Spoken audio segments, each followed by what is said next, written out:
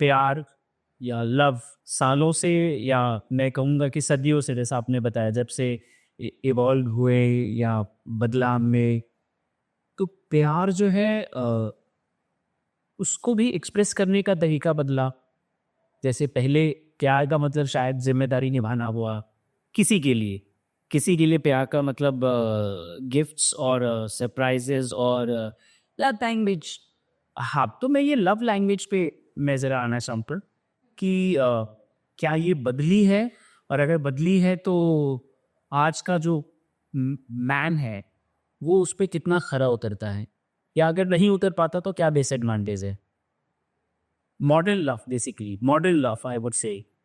तो आप ये समझना चाहते हैं कि मॉडर्न लव की लैंग्वेज आज क्या है, और या आप ये समझना चाहते हैं कि मॉडर्न लव में मेन के ऊपर प्रेशर लिया? हाँ, मतलब बेसिकली प्रेशर ही है, ऑफ कोर्स।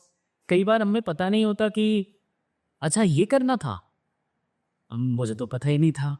मैंने अपना काम कर दिया, मैंने अपनी जिम्मेदारी निभा दी, मैंने प्यार से बात की, मैंने चीज़ें नॉर्मल रखी, मैंने गुस्सा नहीं किया।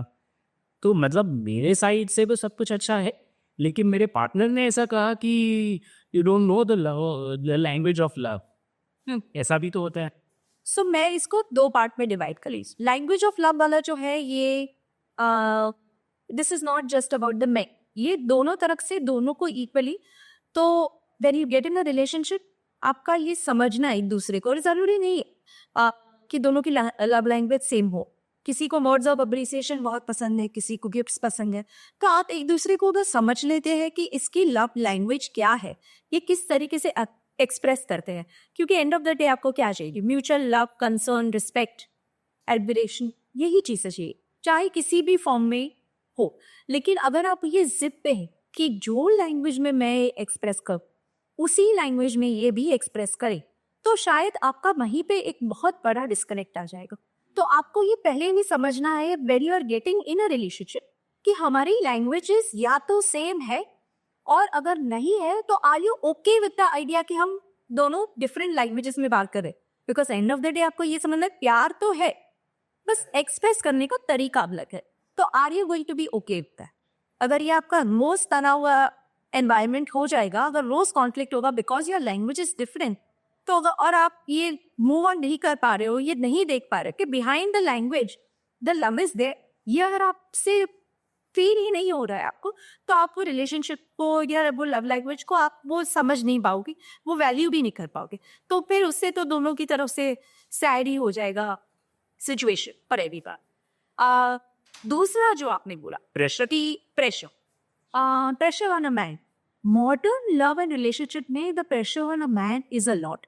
बिकॉज एक तो ये हो गया कि जो विमेन उसने देखी थी, सबसे क्लोज बॉर्डर्स ने, अपने सबसे नजदीकी, आपने कौन सी वुमन को देखा है? Will be your mother first, that may be your social circle में जो आपके चाची, मामी, उन सबको आपने देखा है, आपकी सिस्टर को देखा है। आपने वो देखते हुए आपका परसेप्शन हुआ है about how a woman is.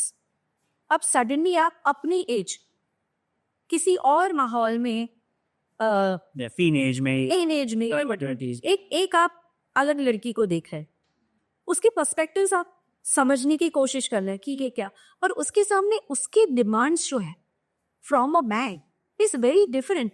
A mother's demand from a son is very different from a wife's demand from a husband, और a sister's demand from her brother. उसकी एक्सपेक्टेशंस, वो प्यार, वो लैंग्वेज, एक दूसरे को समझने का तरीका, वो कॉन्फिडेंस, वो ट्रस्ट, वो पूरा अलग हो जाता है। तो अब ये डरे हुए हैं कि भाई ये लड़की जो है, जो कहीं और बड़ी हुई है, जो कहीं कुछ उससे अपने अलग एक्सपीरियंसेस है, उसका भी कोई शायद पास्ट होगा, वो सारी चीजों के साथ अब जो मुझे मिल रही है, क्या मैं ये फुलफिल कर पाऊंगा? तो फिर वो थोड़ा सेल्फ डाउट भी होता है कि मैं ये फुलफिल कर पाऊंगा। अगर नहीं हुआ तो पहले के टाइम में क्या होगा था? अगर आपको फुलफिल नहीं कर पाए, आई एम नॉट सेइंग 100% नहीं कर पाए, इवन 50%, 80% आपने फुलफिल किया, what was the woman who was not a earning member, who had way more patience and tolerance? वो क्या करती थी? बोलती थी ठीक है, इस बार नहीं हॉलीडे का कर पा रहे हो, नेक्स्ट ईयर चले जाएंगे। बट अब she is earning and she knows how to use everything, she is extremely empowered. वो बोले कि कोई बात नहीं, मेरी गर्ल्स ट्रिप मैं खुद अपने पैसों से चली हुई थी। आप ये खुद हैंडल कर पाओगे, क्या वो हैंडल कर पाएगी, आप दोनों का अंडरस्टैंड नहीं, ऐसे मामलों में क्या होगा।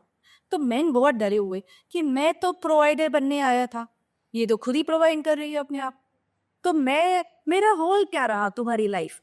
क्या मैं आपका इमोशनल एंकर हूँ कि तुम अपनी गर्ल्स के साथ सारा शेयर करके, क्या मैं आपका फाइनेंशियल एंकर हूँ तो आप तो अच्छा कमा रहे हो, क्या मैं आपका मतलब मैं कौन हूँ तुम्हारी लाइफ में। ये identity crisis is what a man is going through. ये उसका सबसे बड़ा pressure in modern love and relationship, that what is my role in your life. And जब मुझे वो रोल बहुत बड़ा नहीं दिख रहा, तो क्या मैं ये रिलेशनशिप में रहूं या क्या मैं अपना रास्ता अलग से है। और इसी वजह से वो प्रेशर में आप कमिटमेंट क्यों उतना नहीं कर पाते, बिकॉज मुझे खुद को क्लैरिटी नहीं मिल रही what is my role here in your life. Importance ही नहीं है ना राकेश। इंपॉर्टेंस नहीं है, मेरा पर्पस नहीं है, तो मैं क्या कर रहा हूँ। तो कल अगर मुझसे गलती हुई, और कौन कौन इंसान है जिससे गलती नहीं हुई, छोटी बड़ी गलती अगर आपसे हुई तो तुम तो मुझे छोड़ के चली जाओगे, और मेरे तो स्टेक्स इतने लग गए, मैंने तो अपना सब कुछ लगा दिया, और मेरा लॉ भी मुझे सपोर्ट नहीं कर रहा है, वो भी पहले विमेन को देख रहा है, तो मेरा क्या हुआ। और मैं तो किसी को बोल भी नहीं पाऊंगा। अच्छा बोल भी दिया तो ये पूरा चक्कर आप देख रहे हैं, what is the psyche of a man. तो इससे बेटर है भाई, मेरे पास डेटिंग एप्स है, मैं एक क्लिक कर लूँ, मैं आपके साथ कॉफी पे चले जाऊंगा, मैं बातें शेयर कर लूंगा, शायद हम फिजिकली इंटीमेट भी हो जाएंगे, मेरे सारे needs for a temporary period मैंने यहाँ पे सॉल्व करे, तो मैं क्यों इतनी मुसीबत जी।